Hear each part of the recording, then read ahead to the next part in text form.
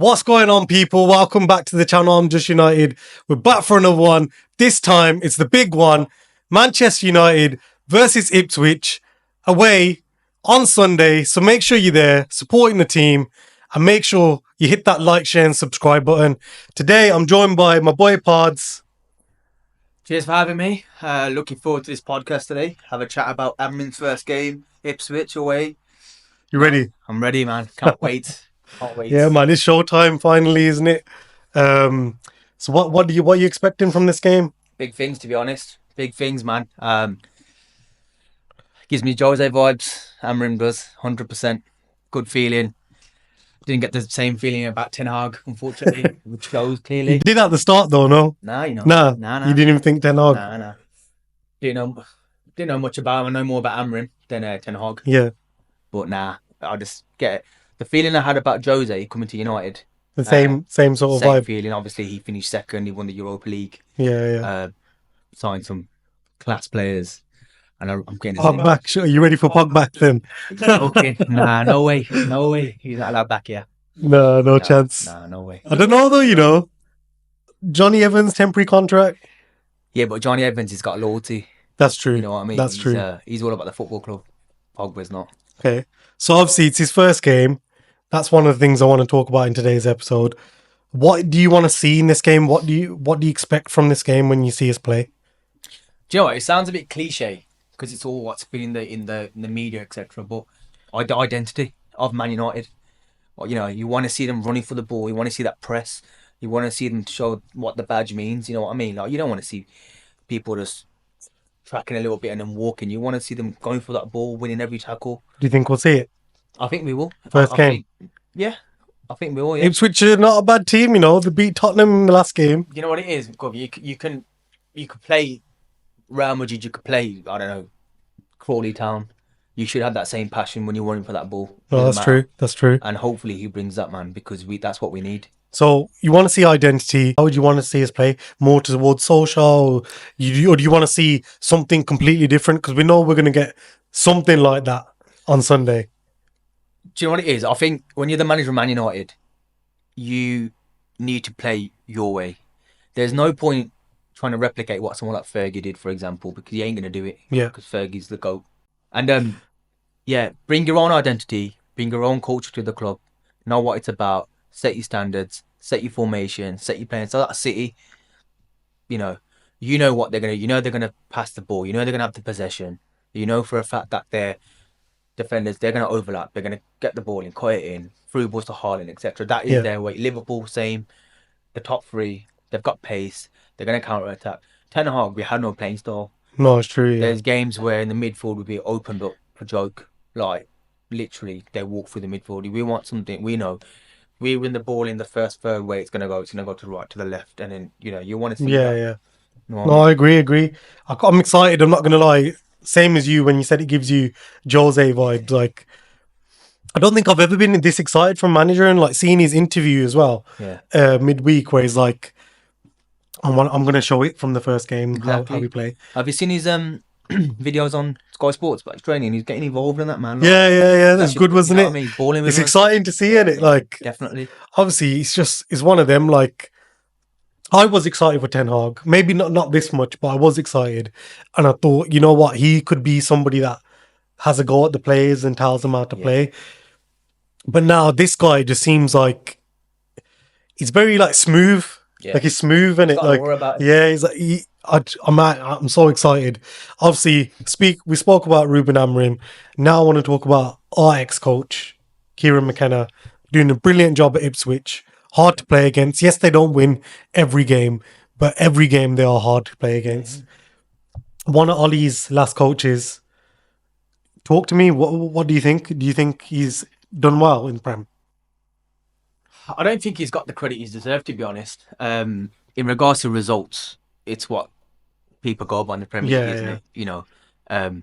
Table don't lie. Yeah. I suppose it's like us. We're 13th in the league. Yeah, exactly. But it doesn't mean that we haven't. Like West Ham, perfect example. We should never have lost that. Should have buried that. Never lost that game. The same with Ipswich. So many chances. They've played. I mean, they beat Spurs. Yeah. You think that was going to happen? No. But it also shows the Premier League's the best league in the world because their football last season in Championship was amazing. Like they smashed it, and It's he was funny linked that to though, us, isn't weren't it? Yeah, it's funny though, isn't it? Like Carrick's doing well, Yeah, yeah, McKenna's doing well, yeah. and everybody's like, Ollie's a fraud. I know, Like these are his coaches. I know. No, talks about Ollie coming back as well. When I know. I got excited as well. Interim. Yeah. Because we know we weren't going to get the full-time job either way. Never. But yeah, I would have done it. I'll see him and Rude. That would have been nice to see. No, I don't. Yeah, I rate him. I do rate him. I'm glad we didn't get him as our manager. I'll be honest. Yeah, same. I don't think he's we ready needed yet. someone that's got some kind of winning experience in a different league. Yeah. And, established a little bit more than he actually is. I agree. I think a team like Ipswich does suit him, and I think he'll bring it to the table with Man United on Sunday. To be honest, No, he's definitely going to want a good team out to try and get the result for the game because obviously he's playing Man U, so maybe he want to say to them, "Look, you could have given me an audition." But let's hope that's not the case. So now we're going to talk about predicted 11s. We'll start with yours because I want you to talk through how you think we're going to win this game and why you've put the players that you have. Okay. So, standard three at the back. It was discussed. It was discussed before. Standard, is that standard now? Yeah. Him, you know, I think teams that wanted him knew from the start that's how he plays. Yeah. Again, it's something different. Maybe that's what we need. Going Pep's way, yeah. Yeah, basically Yeah. what we need. Talk through your team then. So Onana, goal. Yeah, that isn't going to change. Back three, I'd say Ligt, Martinez, and I'm going to go for Johnny Evans. Okay. Why have you gone with that back three?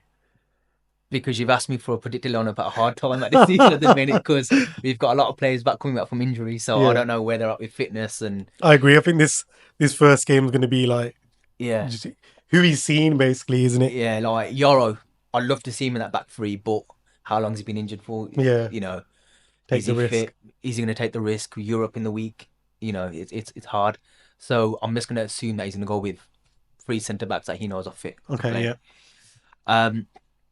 I've then gone for Mainu in the middle with Ugarte, simply because Ugarte's played with him before. Sporting, knows all about him. If there's anyone that's going to know his best position, it's funny you say that because once we get into my team, I was thinking to myself, I was like, do I put this player in? Do I put this player in? And then you'll see. But yeah, go on. The thing is, when you ask me, when I looked at the people I haven't included, and I'm thinking, you know, it's a tough one. What I've gone for is definitely Ugarte, simply because he's played in that sort of team. Mainu, I don't think you can not put him in based on his sporting team because there's a lot of young players in that team, and he clearly trusts the youth. Yeah. So I think he's gonna mould Mainu to be even better. To be honest, I hope so. Got a good engine fit. I've then gone for Ahmad. Again, youth. I reckon he would have watched some of the games when Van Nistelrooy was in charge. Yeah, and Ahmad's kind of I agree. Done quite well during that time, and I think he's going to kind of want to keep his confidence up, and I think he can play with the formation. Dalot. I think he's been our best player this season. I'll be honest. Yeah, he's been good. He's had a couple of games where it's been up and down, but yeah, he's been good. He should have scored against West Ham. Yeah. But other than that, I think he's been our best player. Oh yeah, he definitely should have scored against West Ham. Oh my god. And in top three, Rashford, Bruno, and Højlund. Okay. Rashford, I think he's been there from the start. He's gonna be. I don't think Amorim want to just keep him in there. Yeah. Bruno, you can't not put Bruno in a team, regardless people's opinions of him. His stats are unreal. Højlund, I think he's going to try turn into a Gyökeres. I genuinely do. You got high hopes for someone you can't get a touch of the ball. But yeah, that's hopefully that changes that. Pretty similar to mine, not too different from mine. I've gone with pretty similar at the back, bar one. Like I said, I've gone with Lenny Yoro, right centre back, and then Delit in the middle, and then Martinez, and then midfield done the same. Just because I was actually going to put Mount in there next to Kobe Mainoo. Yeah. because I think he's seen him and he was actually doing well in training. But then I remembered, Ugarte's been with him at Sporting because usually he likes two number 10s. But yeah, I've gone with Ugarte, Colby, same midfield. Gone with Mazraoui instead of Ahmad. And then I've gone with Dallo on the left. And I've gone with Bruno, Rashford. So you got Rashford So, up top. yeah, and no Hoyland. No Hoyland. Let's see. Let's hope we can get something out of this game. So you reckon there's no place for Hoyland now that Amorim's there? No, there is. But I think for this game, he'll want to win. And I don't think he'll drop Ahmad. And then he can't drop Rashford either because then he ain't got no pace. I think Hoyland obviously hasn't got any goals either. Just off topic from your team, because I'm sure there's a lot of people thinking the same thing right now. Okay.